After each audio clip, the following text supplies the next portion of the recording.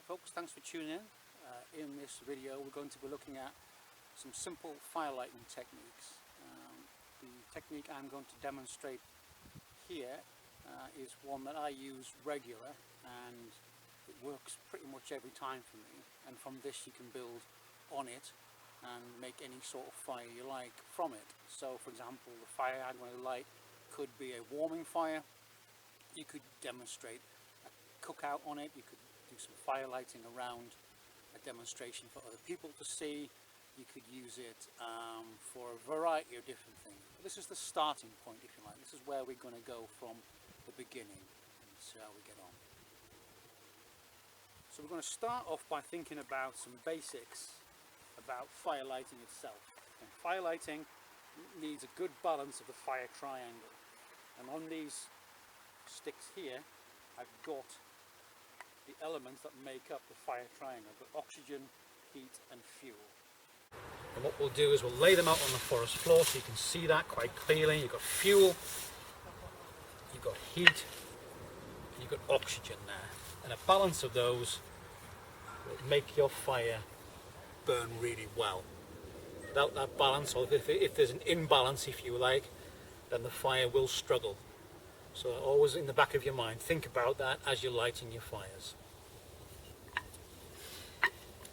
To prepare myself well, with all the permissions in place and everyone knows what we're up to here in the woods, we clear ourselves up all of the duff from the forest floor away, so we've got a nice sort of bed to work from. We're going to lay 4 sticks into a square, like so, giving us the area we're going to light our fire. Okay. So that square that we've set up on the forest floor now is a really handy sort of indicator of where everything happens inside. We don't want to step inside that space there. The next job we're going to do to light our fire is we're going to build up a little bit of a base. I'm going to use some of the larger sticks that I've got.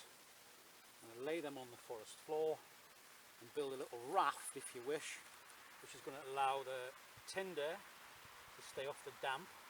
It's also going to give us lots of air travel underneath, which basically gives us a good balance, airflow and so on, like mentioned earlier in the fire triangle. Lay those out like that. So can you see the raft on the forest floor there now? Okay, giving ourselves a nice base to start with.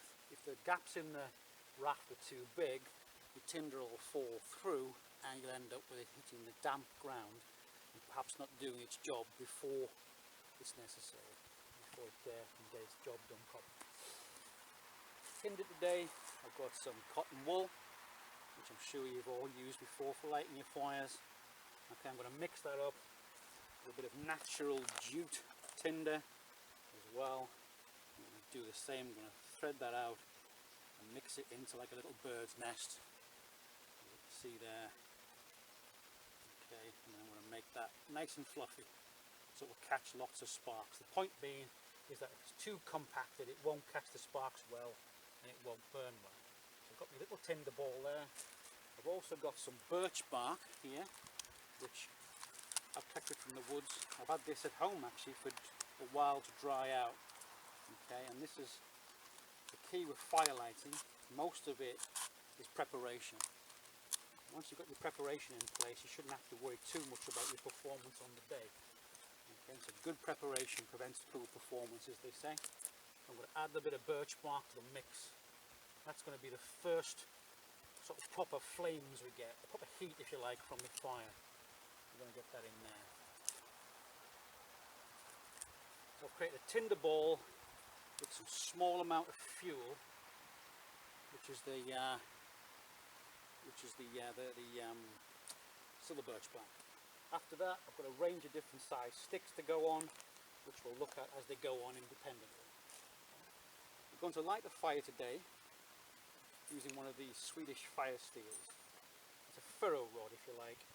So it's a magnesium alloy which you scrape to create sparks, and those sparks land in the sort of tinder, if you wish, and that tinder then carries on through the fire. You could use a lighter, okay, you could even use fire lighters if you were really struggling to get things going. But for a good demonstration, if you can get to this point in your world and you'll be able to do a good fire lighting technique, then this is the one to choose, I would suggest. Okay, so that's my tinder ball. I'll move it to one side. I'm going to bring in some of the fuel now. The fuel we've got is mainly larch. Okay, I've collected that from the woods just earlier on in this morning. But I've graded it down sort of matchstick thickness through to sort of like pencil thickness, and then through to sort of finger thickness. I've actually got one or two other bits which are quite thick to add in if I wanted to keep it going a bit longer. I've also got, as you can see, a pair of gauntlets here to help us when we start adding things when there's lots of flames, so we don't get burned. We've got a fire bucket for extinguishing the fire just here, and then on the tree over there, and I'll show that at the end of the video, we've got the fire blanket attached to the tree. We've also got our first aid burns kit and so on and so forth over there. So without further ado, let's get on and actually light the thing. So find a spark, find the sweet spot, get your fire lit, start off like this. At this point I'm not too worried that it's going to burn me too much. I'm not going to faff around too much, picking one stick at a time. I'm going to take a handful of these larch sticks, okay, and wait for that to build a little bit longer. That handful of larch sticks can just go on that way, which is kind of like, from my point of view, I'm going to go north-south, and then once they start to catch, I'm going to put another handful on, and we're going to do those sort of west-east or east-west across that way. And that hopefully will start to catch. It's a little bit damp because the larch has got lots of resin in it, lots of natural fire lighting resin. That should catch quite quickly and start to go. From that point I can go into my pencil thickness, if you like, and I can start being a little bit more creative with the shape now.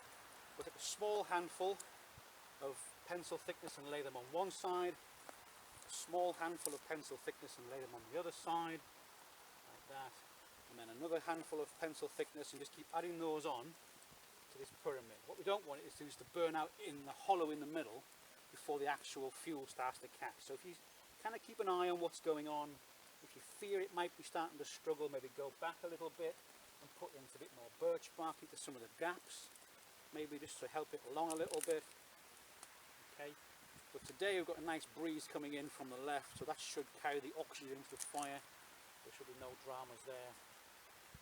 Add that in where the flames are. Like I say, it's not a fire yet, it's still, all we're doing is burning tinder really at the moment. We haven't quite got a fire yet. We know it's a fire when it starts to crackle and pop, and we start hearing a little bit more of that going on. So if you're worried about your fire not doing as well as you hope for, readdress the balance a little bit with maybe some more of the prepared materials you've got. I've got a couple of bits of split wood here as well. I've got some bits and pieces here which might help us along the way.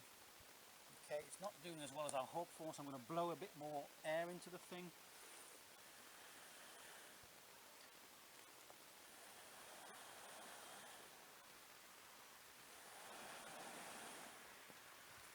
Back to life a little bit, but we're struggling a little bit here with the damp.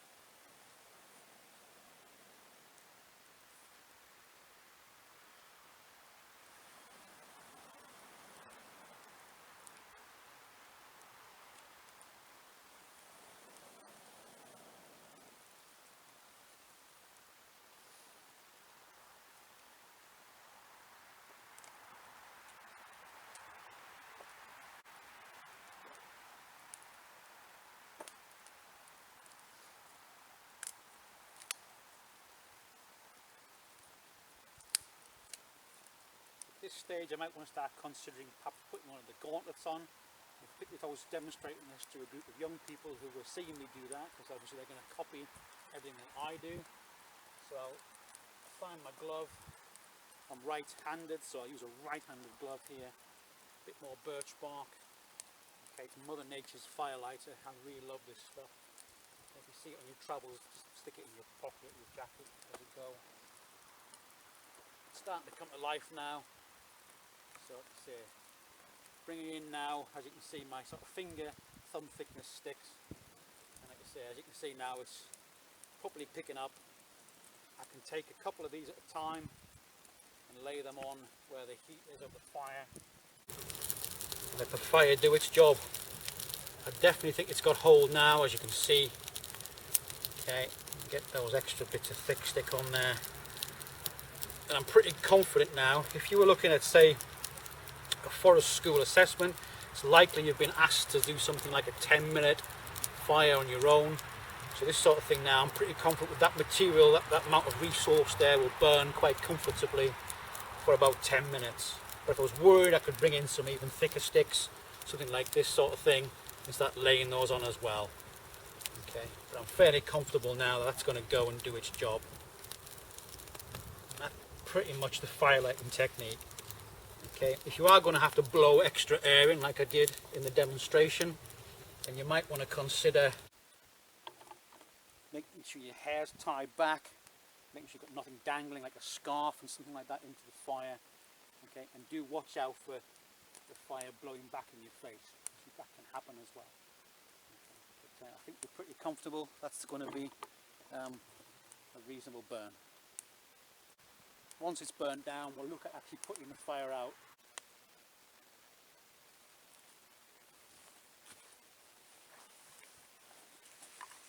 So the final part of the firelighting demonstration is to extinguish the fire and leave the whole area no trace at the end. To do that, what we're going to do is we're going to glove our hand up. We're going to take a stick about an arm's length. We're going to break up what's left of the fire and sort of spread that around inside the square that we created earlier. Okay, break up all those embers. That in itself starts to extinguish the fire because we're removing some of the fuel away from the heat and so on and so forth. But there's still quite a lot obviously going on in there. We need to get rid of that. So what we'll do next, we'll take our bucket of water.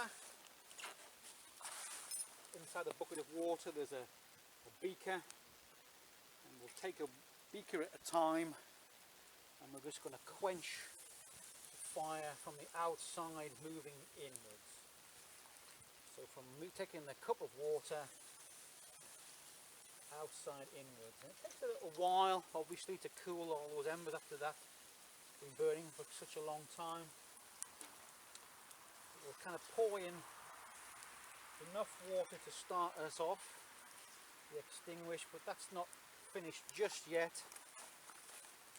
Take the stick again and rake those embers into the water in the middle of the fire and break them all up.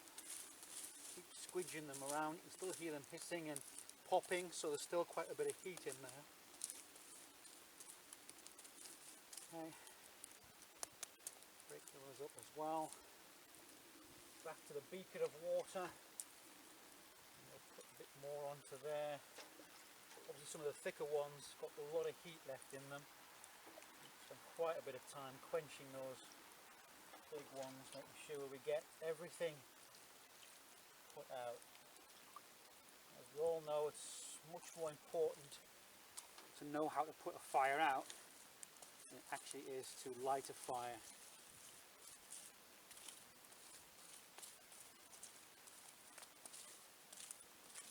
To rake those around, let them cool. Maybe leave it 10 minutes or so and come back to it and add more water. So we returned after 10 minutes. There we go. The final bit. Put a few bit more water on there. Quench it with the final bit here. I mean, you can see it's swimming now, so there really is no chance that anything being left hot in there. Give it a final rake around in the wet. Okay.